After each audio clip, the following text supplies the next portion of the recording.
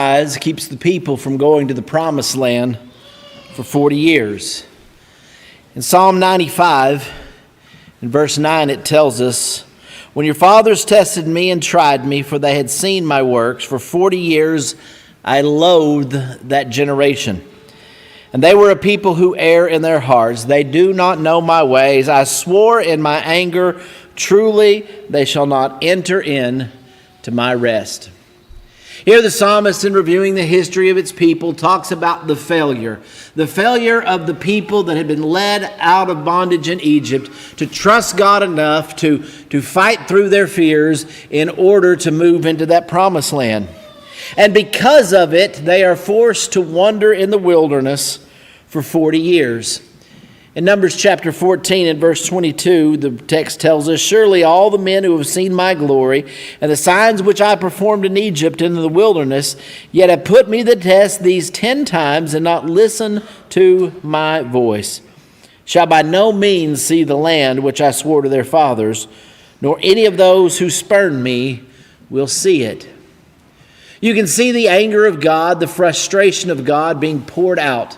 After all he had done for them, after all he had given them, they had failed him, and because of that, he was not going to allow them to enter in.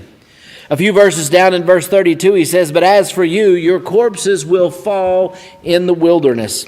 Your sons shall be shepherds for 40 years in the wilderness. They will suffer for your unfaithfulness until your corpses lie in the wilderness. According to the number of days you spied out the land, 40 days, for every day you shall bear guilt a year, for 40 years, and you will know my opposition." 40 years of going nowhere.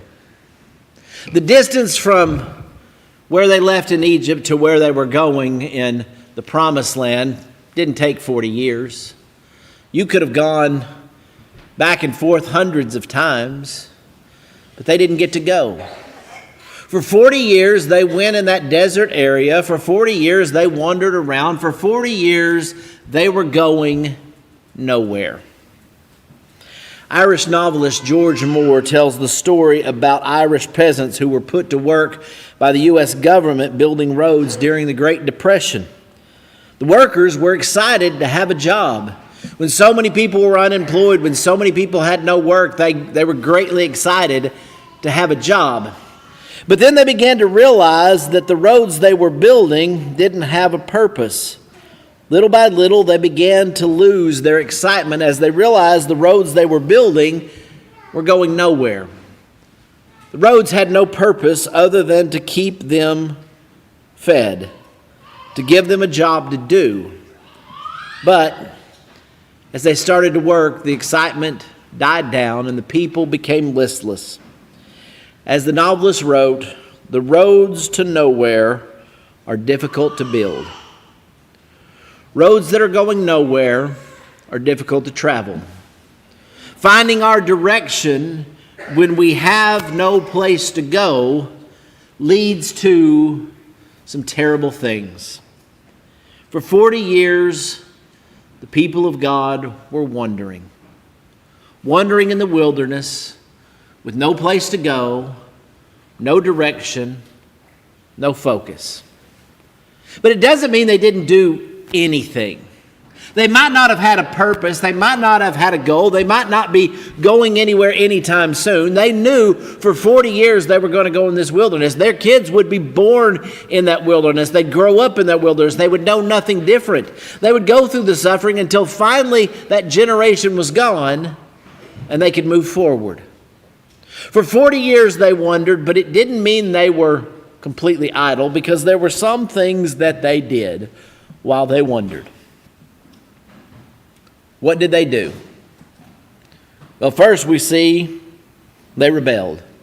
You would think after their initial rebellion against God going into the promised land that they would have learned their lesson, but they didn't. All you have to do is turn a few chapters away from Numbers 14 to Numbers chapter 16, and you see a new rebellion.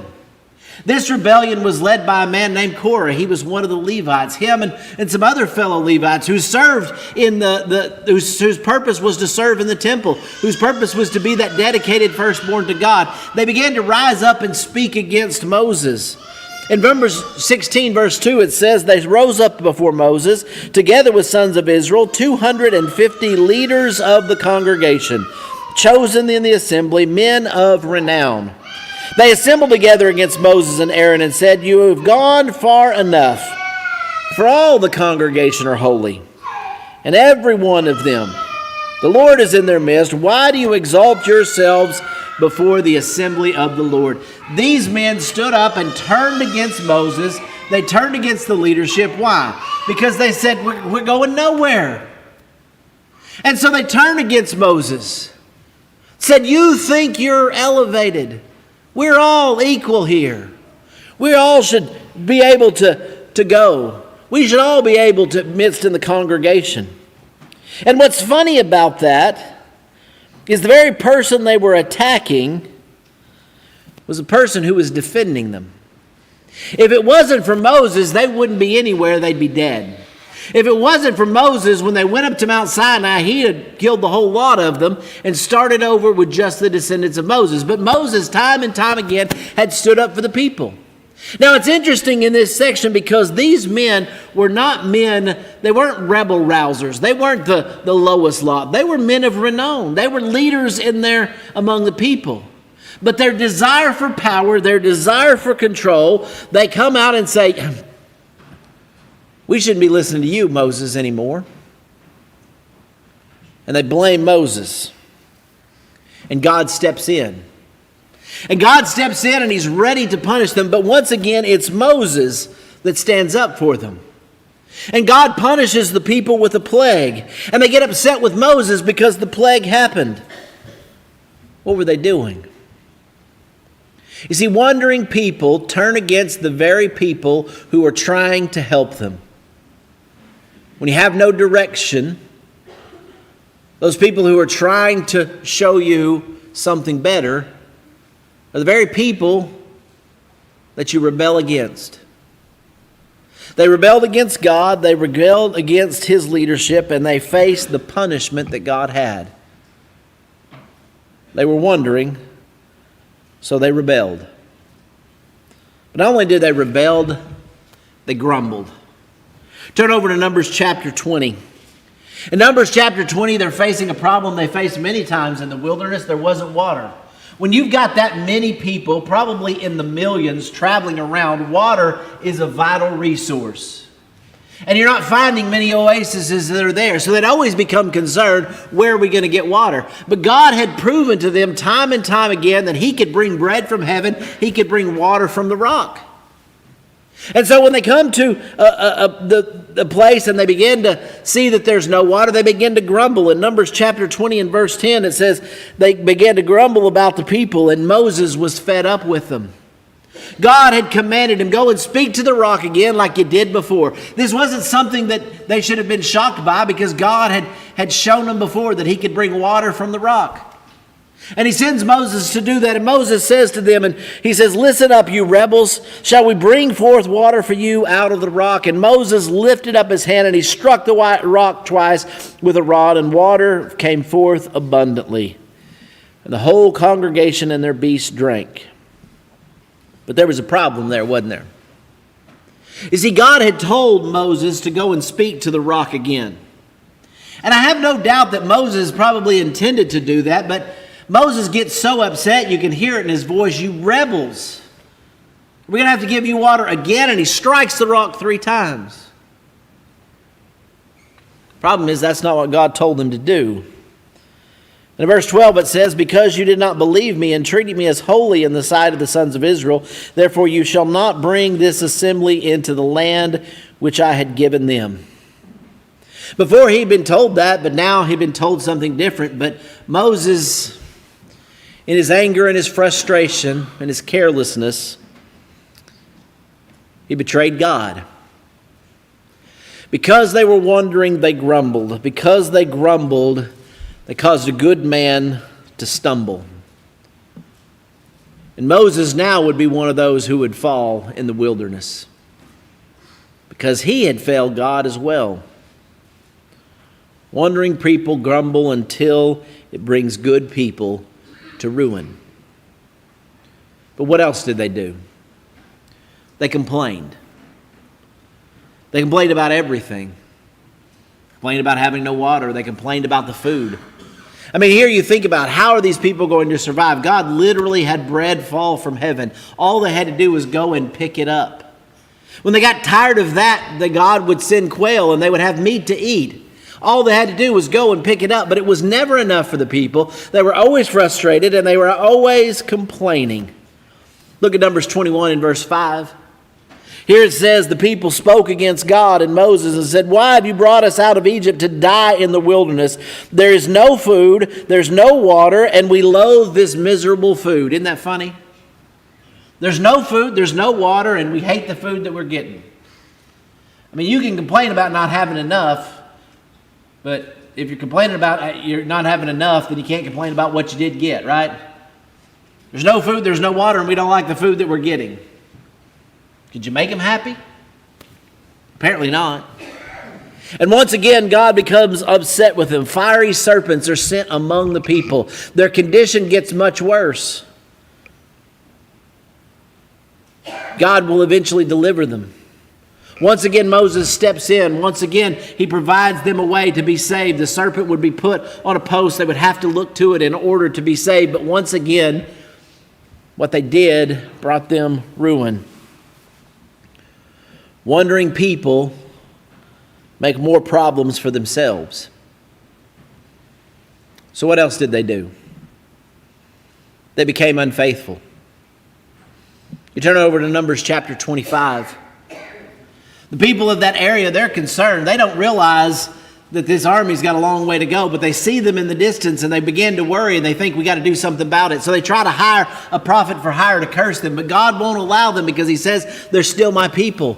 And eventually that prophet, though he wants to get the money from them to curse them, is not able to do it, but he comes up with a different solution. And in Numbers 25, they put that solution in there. If they can't get God to turn on his people, they'll get people to turn on their God.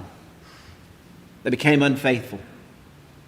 Numbers 25 verse 1 says, while Israel remained at Shittim, the people began to play the harlot.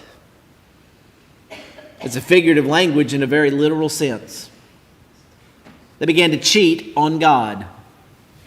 And rather than, you can't beat them, the Midianites said, we'll get them to join us. Come and worship with us. Come and worship our gods. It's a lot of fun. We have these giant parties where there's nothing held back. You can come and eat and drink and be merry. We have women and wine and song. And the people ran to do just that. For they invited the people to the sacrifice of their gods, and the people ate and bowed down to their gods. They were literally cheating on God. Once again, God punishes them. Another plague among their people. And in fact, the Levites that are there have to go to extreme measures in order to stop the people literally attacking and killing their own in order to keep them from destroying everyone with their sin. You see, wandering people get involved in things they should not. Wandering people get pulled into temptation and falsehood and become unfaithful. When we say they were wandering, it wasn't just that they were walking around with nowhere to go. They had no purpose. They had no future. And because of that, they strayed further and further from God. There is a great danger when we find ourselves wandering. When Moses would speak to that next generation before they would go into the promised land, in Deuteronomy chapter 8 and verse 2, he said, you shall remember all the ways which the Lord your God has led you into the wilderness these 40 years, that he might humble you, testing you to know what was in your heart, whether you would keep his commands or not. Remember, it wasn't just those people who initially had tried to go into the promised land that were under this punishment. Their children, that next generation was raised there. They were facing the same consequences. And now, as they had taken their turn, God was telling them, don't make the mistakes they made. The reason I put you in this wilderness is I wanted to test you. I wanted to see whether you would follow my commandments. Because they refused to follow my commandments. They wouldn't believe me. They wouldn't trust in me. And because of that, I made them wonder. And the more they wondered, the more they proved themselves unfit for what God had prepared for them. You know, you really don't know about people until they face a challenge. You really don't know where they stand until it gets difficult. And these people had not learned their lesson, and they were making the same mistakes over and over again. They would rebel. They would complain. They would murmur. And that would lead them to be unfaithful to their God and lead them to their own destruction. A people who are wandering are people who lead themselves in all kinds of places they shouldn't be, saying and doing all kinds of things they shouldn't do, falling further and further from God because they have no direction. Before we are quick to dismiss these people and say, well, those are Old Testament people in Old Testament times, remember 1 Corinthians chapter 10. In 1 Corinthians 10, Paul uses these people as an example. He says they are just like us. They drank the same spirit, the same water, the same meat. He compares what they went through with Moses to what we have with Christ. He says, in essence, they are what we are. But in chapter 10 and verse 5, he says, but nevertheless, with most of them, God was not well pleased, for they were laid low in the wilderness. Now these things happened as an example for us, so that we would not crave the evil things they also craved. Paul says, when you look at them, don't dismiss and think, I'm nothing like them. Because he says, we are in the same boat. We are in the same direction. We face the same thing. We are a people being taken from bondage to a promised land. We are people who must show ourselves faithful. But don't be like them, because they proved to be unfaithful. Don't be like them, because with them God was not pleased. And because of that, they never made it to where God wanted them to go.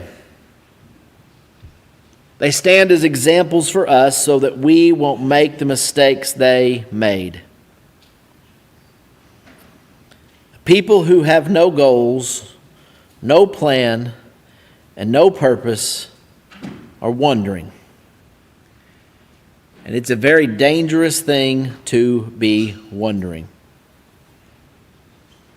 You know, when you think about the Israelites in the desert, you think about their complaining, you think about their grumbling, you think about being faithful.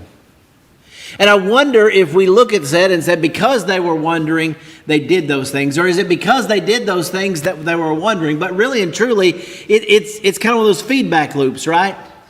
It's the behavior that leads to the action, and the action that leads to the behavior. And maybe as we consider their example, we need to consider it for ourselves.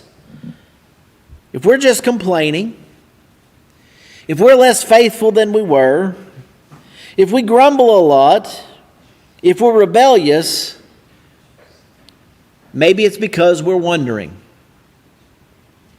Maybe it's because we're purposeless. Maybe it's because we don't see where we're going. Because if we don't have a plan, if we don't have a goal, if we don't have a purpose, then we're just wandering. And the more that we wander, the farther we get from God. The more likely we are to complain. The more likely we are to murmur. The more likely we are to be unfaithful. The more likely we are to rebel. In 1 Corinthians chapter 10, verses 11 through 12, after he continues a section using the same examples that we've talked about today, the failures that they had and how God would punish them and try to bring them back. But even though he would punish them, they wouldn't look at it as a sign that they needed to change. They would just look at it as a way to cause more trouble. He says in verse 11, "Now these things happened to them as an example, and they were written for our instruction, upon whom the end of the age have come. Therefore he who thinks he stands, take heed that he does not fall." Once again, he says they stand as an example to us. An example that we can see the danger when we are wandering, when we don't have a goal, when we don't have purpose. The danger when we find ourselves murmuring and complaining, when we act against those who are trying to help us, when we seek out our own pleasure and own enjoyment and forget to say we're supposed to be God's people, when we allow a generation to slip away because we forget where we're supposed to be going. Notice he says, when we consider that example, therefore let him who thinks he stands take heed that he does not fall. Take a stand so you don't fall. Look at yourself. Examine yourself. Are you wondering? Where is the road you were on leading? Many times in our spiritual journey, we allow ourselves to start wondering. Maybe we were on the road at one time, maybe we were on the path, but we get distracted, right? We get pulled off here and there, and next thing you know, we don't really realize where we're going. Maybe we're just kind of following the same steps, but we look up and say, hey, wait, how did I get here? Because we've lost that sense of purpose. We've lost that goal. We've lost our direction. And we find ourselves wondering. If we truly want to make it to the promised land, if we want to enter into his rest, remember, he said those people, because they rebel, because they complain, because they murmur, they're never going to get into my rest. As we seek that eternal rest of heaven, do we think we'll get there if we follow their example? Where's the road you're on leading you? In what direction are you going? Where's your purpose? Where's your heart? Where's your goal? It's hard to be on the right path when you don't start in the right direction. We may want to get somewhere, but unless we set our steps beginning that way, we'll never get there. And that's why it's vital that we set our steps to follow God. They failed at the beginning because they didn't listen to what God had to tell them to do. They didn't listen when God told them what they needed to do. They let their fear control them. They let their doubts control them. They let their rebellion lead them astray. Don't rebel against God. Listen to what he tells you to do. The path to heaven has been laid before us. The direction that we need to go has been told us by our Savior. We must believe that he is. We must turn from our sin, which leads us in the wrong direction. Focus our eyes on the one who would lead us, Jesus Christ, our Lord, and do what he tells us to do. They were baptized into Moses in the sea, but we are baptized into Christ to walk in a new life. And we need to make sure that that walk isn't aimless, that we have a direction, we have a purpose, we have a goal. And if we find ourselves wondering, to refocus ourselves to make sure we're on the path that leads to heaven. Tonight, maybe you find yourself off that path and need to make a change. Maybe tonight you need to start your walk with Christ. There's no time like the present. There's no reason to put it off. If tonight you respond to the Lord's invitation we offer to you right now while we sing this song.